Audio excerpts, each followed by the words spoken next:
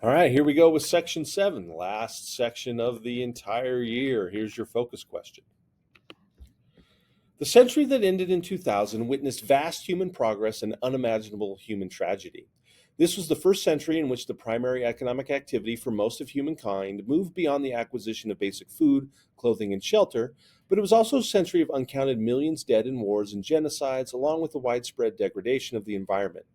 In the early 21st century, people in the United States lived longer and healthier lives compared with previous generations, and they enjoyed a level of material comfort unimagined a century before. In 2018, more than one American in seven was older than 65, a figure almost guaranteed to rise and one that spiked worries about the economic stability of Social Security and future costs of healthcare. It also suggests that people would enjoy far longer lives in periods of retirement. However, poverty, income inequality, and infant mortality in the United States considerably exceeded other economically advanced countries. Labor concerns remain unsolved, and fewer than 10% of Americans in private firms belong to unions, a figure not seen since the 19th century.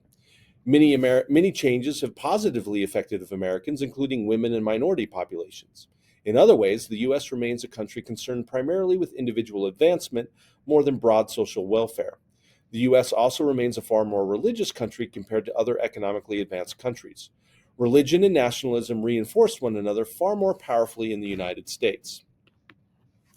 Other forms of American exceptionalism had a darker side, including the highest murder rate using guns, with 38,000 deaths involving guns in the U.S. in 2017.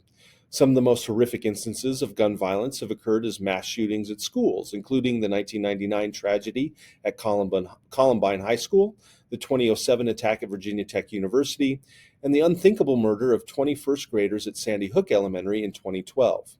Other mass shootings occurred in public places, including a movie theater in Aurora, Colorado, and a historically black church in Charleston, South Carolina. The gunman in the Charleston case was a racist white informed by internet sites associated with white supremacy groups. Around 60 people were killed by a gunman firing from a hotel window on a crowd gathered for a country and western music festival in Las Vegas in November 2017. In March 2018, hundreds of thousands of young people took part in demonstrations across the country for gun control under the slogan March for Our Lives, but the movement is not supported by major gun organizations such as the National Rifle Association. The U.S. also lags behind other countries in providing social rights to its citizens, with vacation and sick days not guaranteed by law. Only 3 countries in the world have no national provision for maternity leave for women: Papua New Guinea, Suriname, and the United States. The U.S. also has the highest rate of imprisonment in the world by far. In the early 21st century, Americans were increasingly tolerant of divergent personal lifestyles, cultural backgrounds, and religious persuasions. Thanks to the rights revolution and to the political ascendancy of anti government conservatives, the dominant definition of freedom stressed the capacity of individuals to realize their desires unrestricted by authority.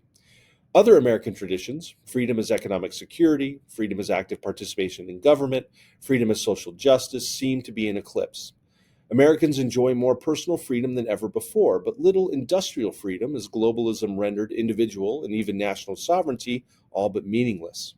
It remained to be seen whether a conception of freedom grounded in access to the consumer marketplace and the glorification of individual self fulfillment, unrestrained by government, social citizenship, or common public culture, could provide an adequate way of comprehending the world of the 21st century.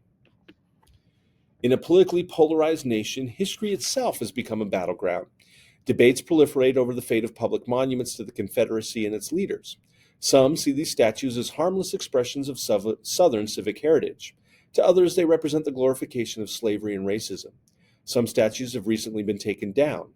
The monuments controversy took a deadly turn in August 2017 when a group of white supremacists and neo-Nazis marched in Charlottesville, Virginia, chanting anti-Semitic and racist slogans to demand that a statue of Robert E. Lee remain in place.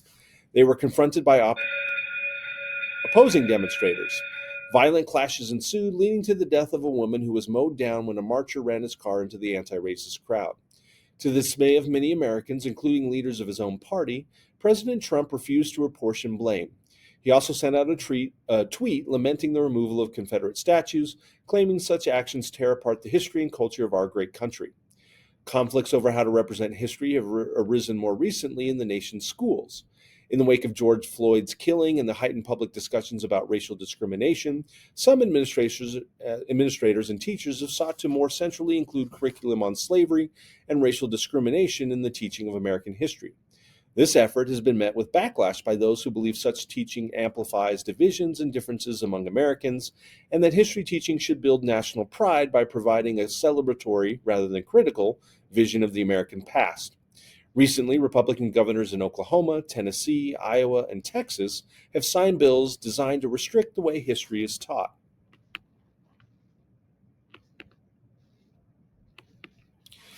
As of the end of 2021, the world seemed far less stable than anyone could have predicted when the Cold War ended. After a 20-year war, the United States left Afghanistan in August 2021 in a chaotic evacuation with its enemy, the Taliban, in full control of the country. The future of the entire Middle East remained uncertain. China's rapidly growing economic power posed a challenge to American predominance. A study by American intelligence agencies predicted that by 2025, the U.S. would remain the world's most powerful nation, but that its economic and military predominance would have declined significantly. In 2020, the U.S. witnessed a challenge to the legitimacy of democratic governance not seen since the Civil War and Reconstruction eras. Freedom remains central to Americans' sense of themselves as individuals and as a nation. Americans continue to debate contemporary issues in a political landscape shaped by ideas of freedom.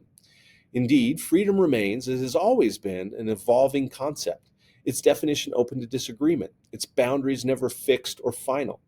Freedom is neither self-enforcing nor self-correcting. It cannot be taken for granted, and its preservation requires internal vigilance, especially in times of crisis.